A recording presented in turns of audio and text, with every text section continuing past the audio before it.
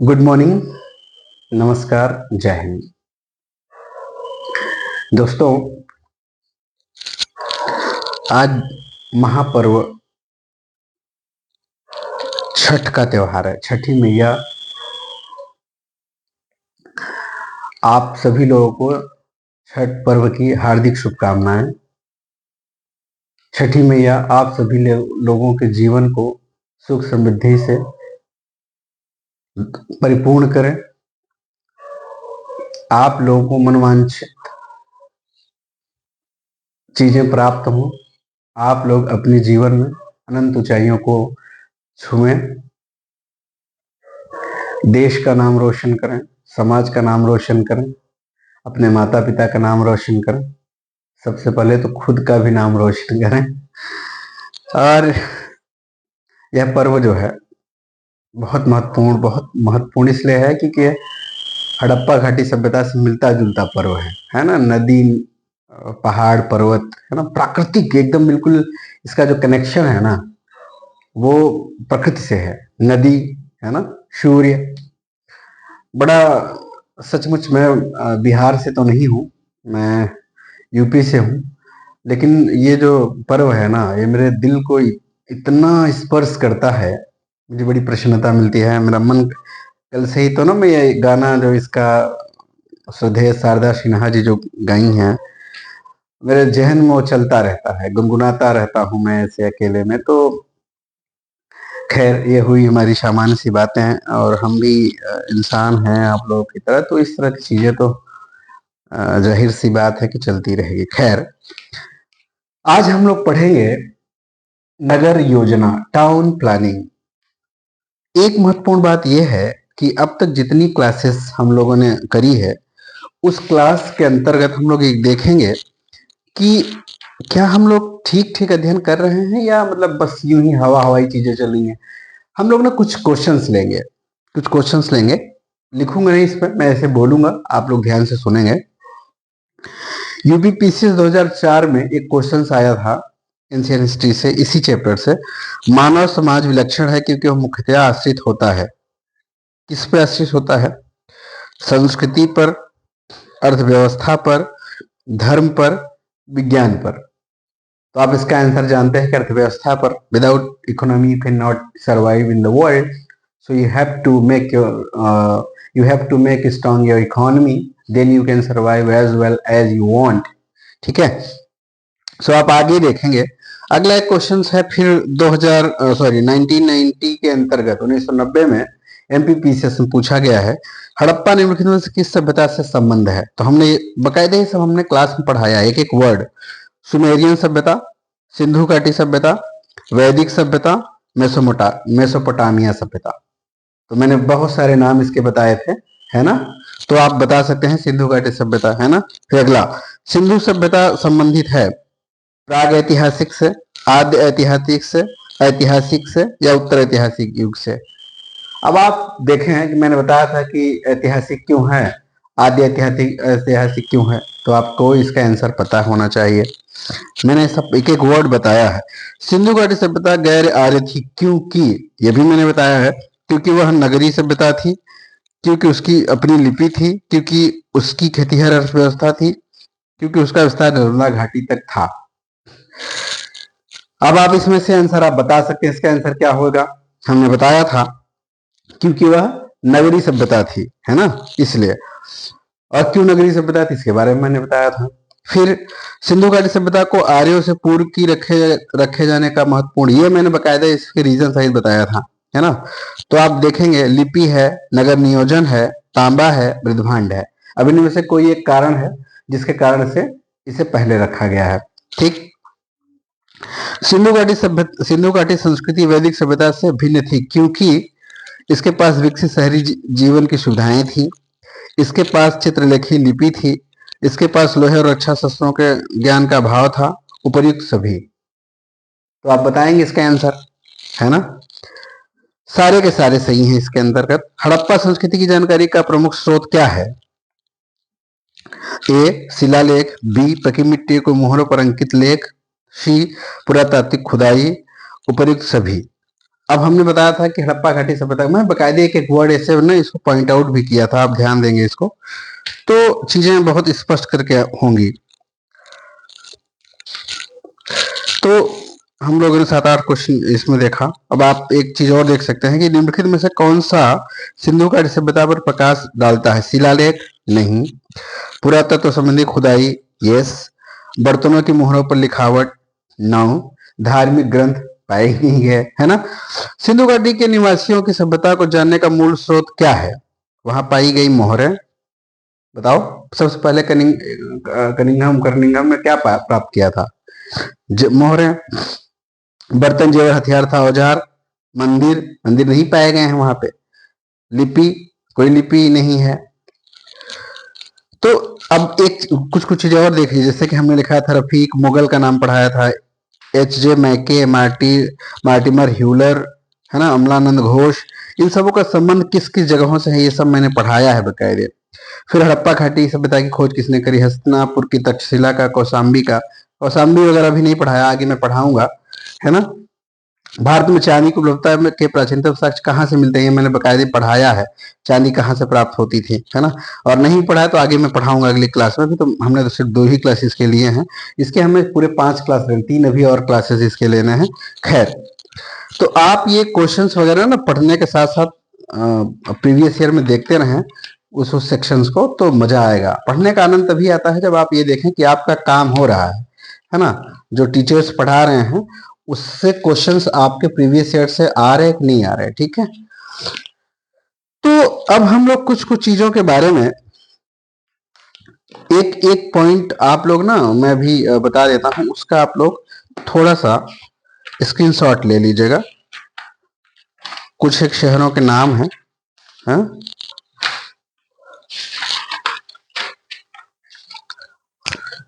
और वो किस नदी के किनारे के तट पर है। रट्टा मारना बहुत जरूरी है, ये बकायदा इससे क्वेश्चंस पूछे जा रहे हैं कंटिन्यूसली, तो हम लोग लिख देते हैं, हम लिखते हैं।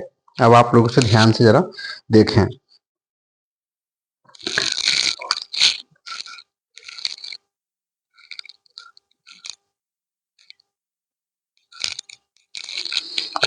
हड़प्पा, मोहनजोदड़ो, कालीबंगा। हड़प्पा, मोहनजोदड़ो,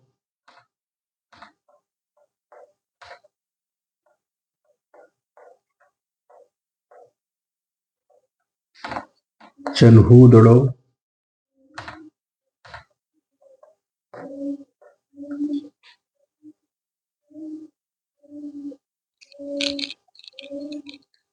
हड़प्पा, मोहनजोदड़ो, कालीबंगा।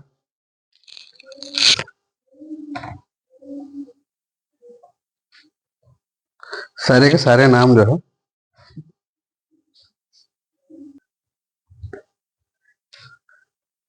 आलमगीरपुर हिंडल,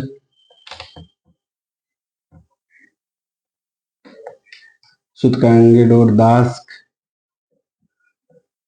भगवानपुरा सरस्वती।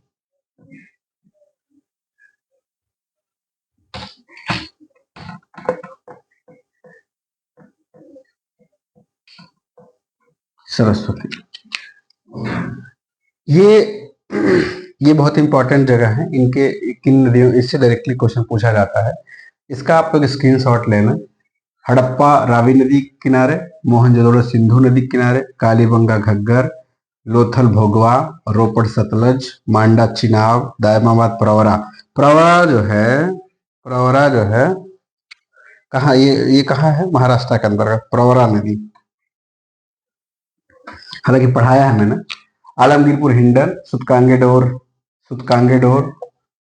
दाश्क, दाश्क नदी, दाश्क,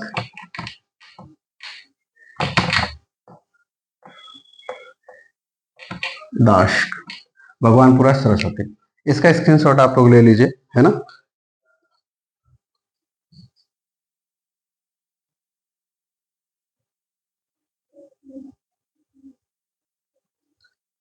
ये हड़प्पा, मोहनजोदड़ो, ये सारे 1 2 3 4 5 6 7 8 9 10, है ना। ये सारे का सारा इसका स्क्रीनशॉट लीजिए, रट्टा मान लीजिएगा। हड़प्पा, रावी, मोहनजोदड़ो, सिंधु, कालीबंगा, घग्गर, लोथल, भोगवा, रोपड़, सतलज, मांडा, चिनाब, दायमाबाद, प्रवरा, आलमगीर, हिंडन, सुदकंगड़ो, दास, भगवानपुरा, सरस्वती, इन सारी नदियों का नाम ऐसे रट्टा मार रहे हैं आप। हड़प्पा घाटी, हड़प्पा कहाँ किस नदी के तट पे है? रावी, मोहनजोदड़ो, सिंधु, कालीबंगा, घग्गर, लोथल, भोगवा, रोपड़, सतलज, मांडा, चिनाब, दायमाबाद, प्रवरा, आलमगीरपुर, हिंडन, सुदकांगड़ो, दास, भगवानपुरा, सरस्वती। देखिए, एक शुरू शुरू में जब आप रट्टा मारते हैं, जब आप समझते हैं, याद करते हैं चीजों को, तो मुझे भरोसा है कि आपका जो बाद में फिर आपके कॉन्सेप्ट भी बनने लग जाते हैं। और यदि आप रट्टा नहीं मारेंगे तो आपके कॉन्सेप्ट भी नहीं बनेंगे। यह कहने की बात होती है कि रटने की कोई आवश्यकता नहीं है। भाई रटेंगे नहीं, समझना जरूरी है, ये बहुत इंपॉर्टेंट है, लेकिन रटना भी जरूरी है। जैसे कि अब आप इसके बारे में जान चुके हैं कि कौन सा जगह कौन कहाँ है, तो अब इसका जो है कुछ कुछ चीजें याद रखना पड़ेगा। जैसे कौन सा किस नदी के किनारे है, वो आप देखेंगे तो आपको बहुत स्पष्ट होगा। इसलिए इसका स्क्रीनशॉट आप लोग ले लीजिए, ठीक है।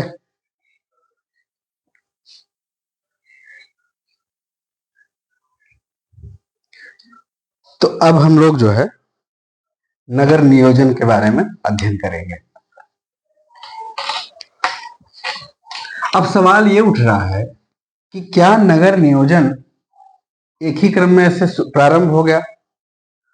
तो आपका उत्तर होना चाहिए कि नहीं। क्यों? क्योंकि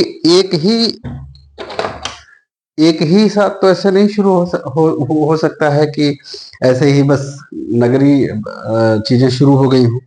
तो नगर नियोजन कैसे हुआ होगा? मुझे लगता है प्रारंभ में, और कुछ इतिहासकार ऐसा मानते हैं कि प्रारंभ में हर सभ्यता और संस्कृति की तरह हड़प्पा घाटी सभ्यता भी कृषि आधारित सभ्यता रही होगी। जैसा कि मैंने एक एग्जाम्पल के तौर पे मैं बार बार याद दिलाता रहूंगा, दायमाबाद और इनाम गांव। मोहनजोदड़ो का एक प्रमुख स्थल और है ना। मोहनजोदड़ो एक प्रमुख स्थल और है जो जहां पे कृषि के प्राचीनतम साक्ष्य प्राप्त हुए थे। कहाँ? काबुल,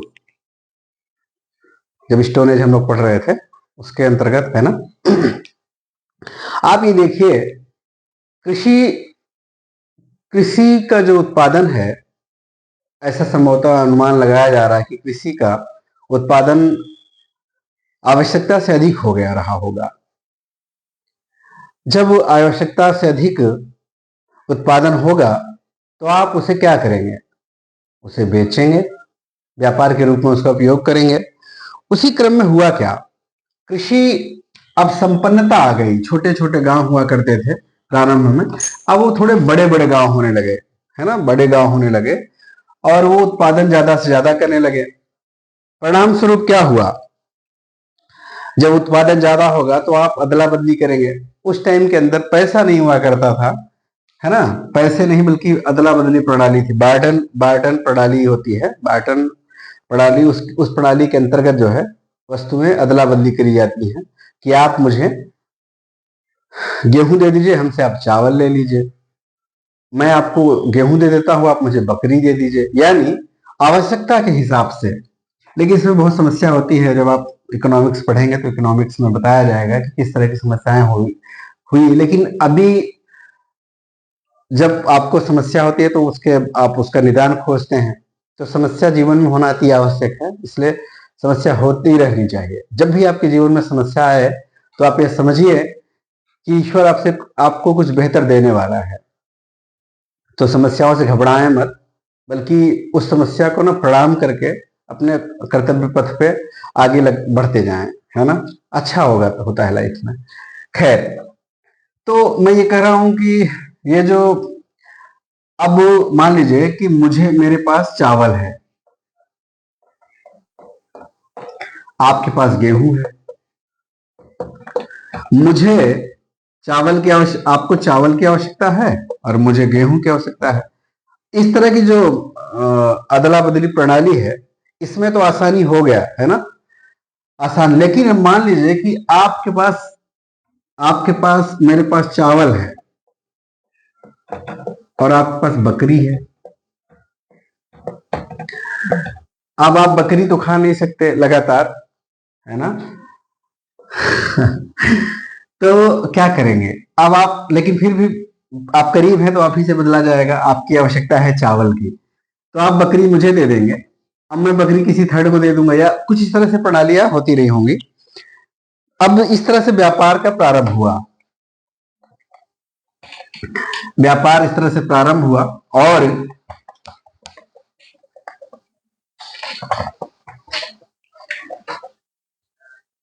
संपन्नता इस तरह से बढ़ती गई और शहरी स्वरूप उत्पन्न होने लगा, है ना। तो जो जो जो अब जो गांव की जो जरूरतें थी, लोगों की जो जरूरतें थी, उन्हें कहीं और जाने की आवश्यकता नहीं, उनकी जरूरतें वहीं पूरी होने लगी। इस तरह से बाजार का माहौल बनने लगा। बाजार का जो जब बाजारी व्यवस्था बनने लगी, बाजार का माहौल बनने लगा, फिर शहरीकरण आने लगा, उस तरह का रहन सहन होने लगा, फिर यह सभ्यता पूरी तरीके से जो है शहरीकरण, नगरीकरण की तरफ आगे से बढ़ने लग गई। अब आप ये देखेंगे कि यहाँ पे प्रमुख जो वस्तुएं थी वो मिट्टी के बर्तन थे, अनाज थे, कपड़े थे, है ना, जो बेसिक्स बुनियादी जो जरूरतें थी, आभूषण थे, उन सारी चीजों को अदला बदली प्रणाली के थ्रू, बार्टन प्रणाली के अंतर्गत उसे रखा गया और इस तरह से व्यापार अपने शुरुआती दौर से परिपक्व अवस्था में आने लग गया। अब ये जो नगर हुआ करते थे, जो हमारा जो असली जो हमारा मुद्दा है नगर योजना, इसका इस पे हम लोग अध्ययन करेंगे। नगरीकरण कैसे शुरू हुआ वो हम लोग देख लिए। अब नगर योजना जो थी, इसको दो भागों में विभाजित किया गया, दो भाग में, दो भाग में, दो भाग, है ना। नंबर वन, पश्चिमी भाग, पश्चिमी भाग और पूर्वी भाग, पूर्वी भाग, है ना। पश्चिमी भाग और पूर्वी भाग। आप ये देखें, जो पूर्वी भाग है इसको नगर दुर्ग कहा गया, नगर दुर्ग। इसे निचला शहर, निचला शहर, यह ऊंचाई पर था, यह थोड़ा नीचे था, नीचे तल था, है ना। अब आप ये देखें, और जो ये जो नगर हुआ करते थे, इनके चारों ओर जो है पक्की ईंटों की चार दीवारियां थी, पक्की ईंटों की। ये क्वेश्चंस बकाए आएंगे। पक्की ईंटों की चार दीवारियां, चार दीवारियां, दीवारें, दीवारें, पक्की ईंटों की चार चार दीवारियां थी, है ना। और आप ये देखें कि जो सिंधु क्षेत्र के लोग थे, सिंधु क्षेत्र के जो लोग थे, वो बहुत ही बेहतरीन ईंटों का निर्माण करा था, बहुत ही बेहतरीन ईंटें, बड़े मतलब उन्होंने, अभी हम लोग इसके आंकड़े भी देंगे कि किस तरह से उनके उसका जो पैमाना है ईंटों का, उसके बारे में हम लोग अध्ययन करेंगे आगे। तो आप ये देखें कि अब ये लोग जो है बेहतरीन किस्म की ईंटें बना रहे हैं। अब उन ईंटों, अब बेहतरीन कैसे हम मानेंगे, क्योंकि जो जिन ईंटों से निर्माण हुआ है, उन ईंटों के अभी तक अवशेष, बहुत सारे ऐसे ईंटें हैं ना जो सेफ, एकदम सुरक्षित उसी तरीके से जैसे कि उस टाइम में लगाई गई थी। तो इस तरह की ईंटें। अच्छा, अब आप ये देखें कि इन ईंटों, इनका जो ये जो नगर क्षेत्र थे, ये आयताकार हुआ करते थे, आयताकार, है ना। इनके चारों ओर चार दीवारियां, फेंस बनाए जाते थे। इनमें से कुछ ऐसे प्रमुख स्थल हैं जिनके बारे में हम लोग डिटेल में अध्ययन करेंगे। एक है विशाल स्नानागार, विशाल स्नानागार।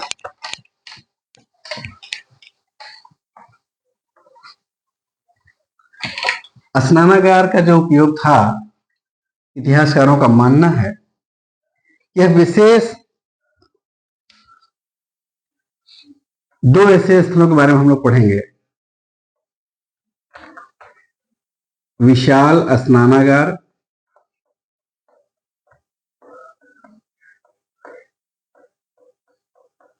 विशाल स्नानागार, और दूसरा गोदाम। गोदाम, या इसको ऐसे कह सकते हैं, अन्नागार भी बोल सकते हैं आप।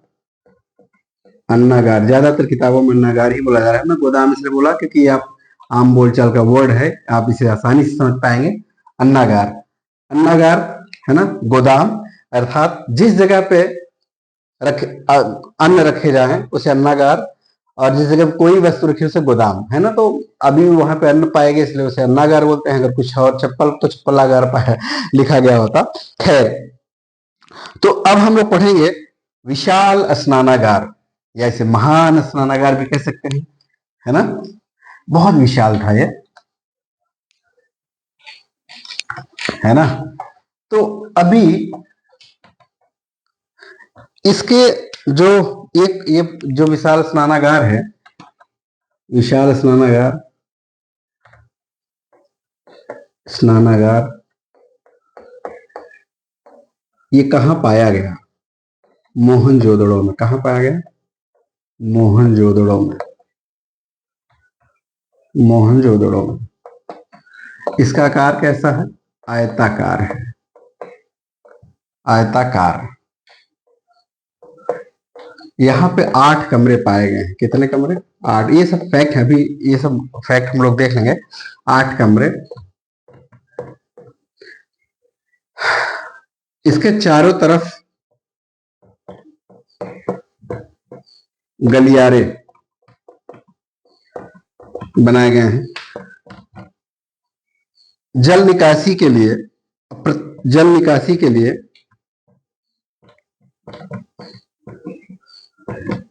प्रत्येक कमरे से नालियां निकाली गई हैं, नालियां। और जो ये जो तालाब है, इस अब ये स्नानागार जो है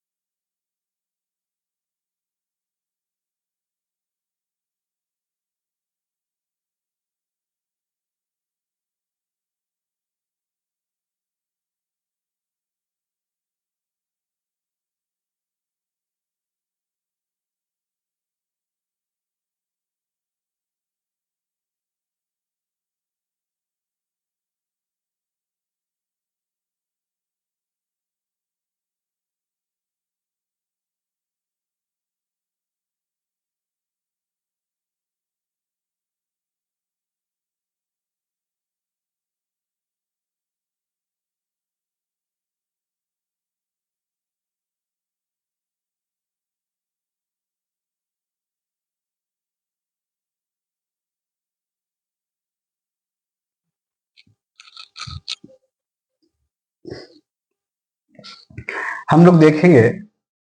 अच्छा, एक चीज और इसमें हमें देखना है कि इसकी जो है ना, पूरब से जो पश्चिम इसकी लंबाई है, पूरब से पश्चिम, पश्चिम से पूरब, इसकी लंबाई 50 मीटर है लगभग। देखिए इसके में मैत्रिकता नहीं है, अलग अलग लोग अलग अलग की बातें करते हैं। और 27 मीटर है उत्तर से दक्षिण, 27 मीटर।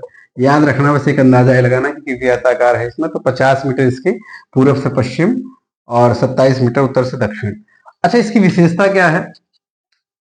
इसकी विशेषता यह है कि इस जो स्नानागार इसके मध्य में जो है तालाब है, जलाशय बोल सकते हैं आप इसको, और इसके चारों तरफ ये गलियारा है, गलियारा है। और इस ईंट और प्लास्टर का इसको बनाया गया है। और नालियों में रिसाव ना होना, इसके लिए जो है